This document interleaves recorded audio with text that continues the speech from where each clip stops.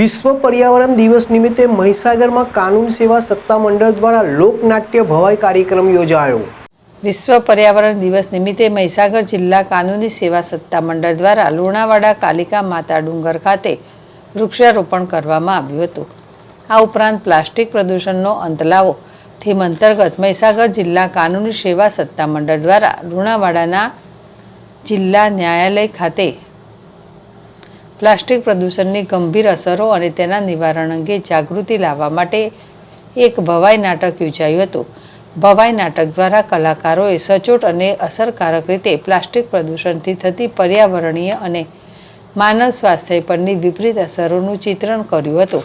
આ પ્રસંગે જિલ્લાના પ્રિન્સિપાલ ડિસ્ટ્રિક્ટ એન્ડ સેશન્સ જજ એમ.એન. ખડકરીએ પર્યાવરણ સંરક્ષણના મહત્વ પર ભાર મૂક્યો હતો અને સૌને પ્લાસ્ટિકનો ઉપયોગ ટાળવા પર્યાવરણને સ્વચ્છ રાખવા માટે પ્રતિબદ્ધ થવા આહવાન કર્યું હતું।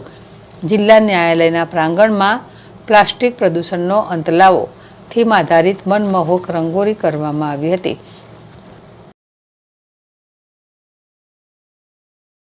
કાનૂની સેવા સત્તા મંડળ દ્વારા આજરોજ વિશ્વ પર્યાવરણ દિવસની ઉજવણી નિમિત્તે મહાકાળી માતાજીના ડુંગર ઉપર વૃક્ષોનું વાવેતર કરવામાં આવેલું છે।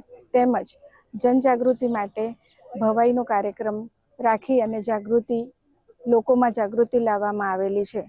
આપણે પર્યાવરણ બચાવવા માટે અને આપણી ભવિષ્યની પેઢીને હરિત અને સ્વચ્છ પૃથ્વી આપી શકીએ તે માટે વૃક્ષો વાવીએ તેમજ પ્લાસ્ટિક પ્રદૂષણ મુક્ત પૃથ્વી રાખીએ।